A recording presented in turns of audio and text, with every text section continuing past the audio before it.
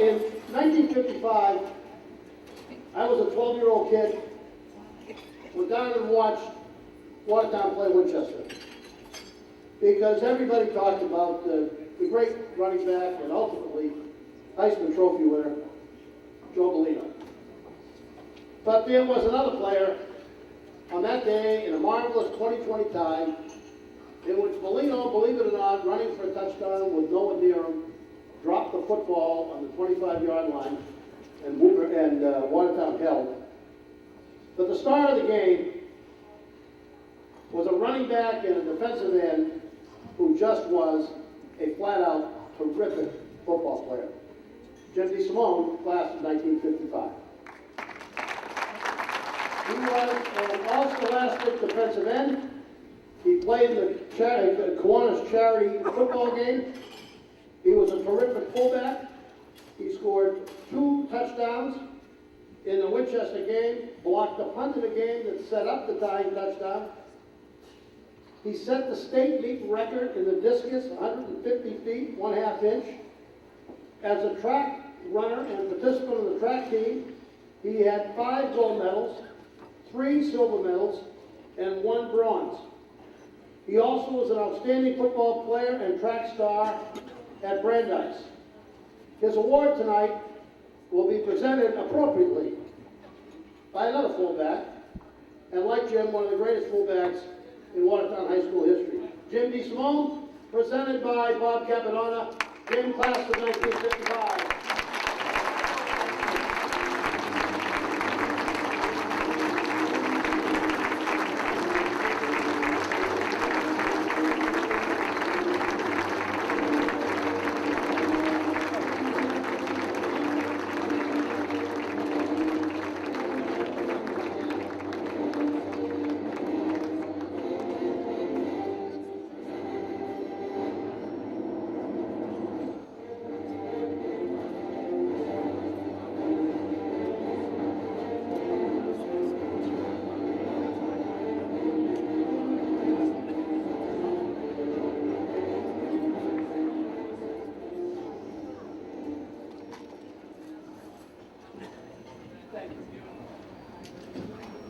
Did you ever reminisce?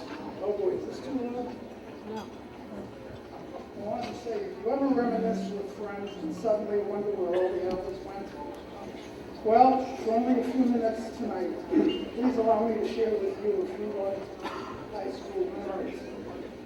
But first, let me say thank you to everyone involved in this special event, and congratulations to all the inductees with their special backgrounds and contributions to our town's school athletics.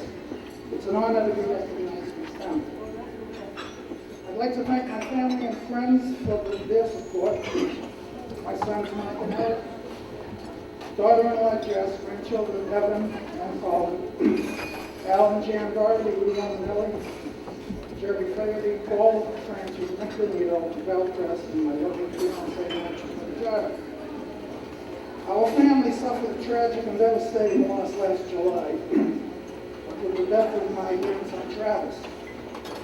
He would have graduated high school this year. I'm dedicating this evening in my remarks to Travis, and we know he's with us in spirit, saying, "Nice going, son."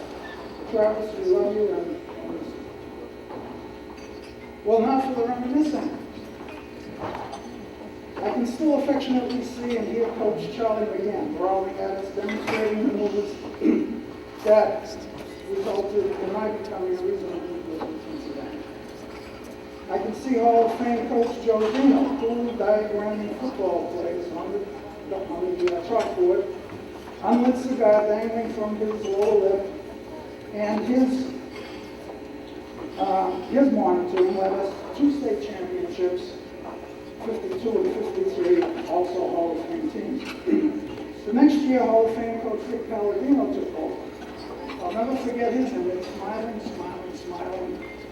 encouraging us always, and making a decent fullback of me my senior year. Our team had big heads that year. We thought we could three-peat as state champs, no such luck. Good effort, good season, no cigar. But how could we have missed 6 future Hall of Fame players and a Hall of Fame coach? Great company in the backfield with guys like Nick Delden, George Evasion, Paul Smuda. Then outstanding blockers leading the way, Paul Franchi, Mike Phillips, Don Russo, Walter McCurdy, Dick Lynch, Ted Kelly, Louis Romanelli, and Dick Shea. And then all scholastic ends, Dick Berardino, Bob LaFrette. I can't see with my glasses on, I can't see the bottom.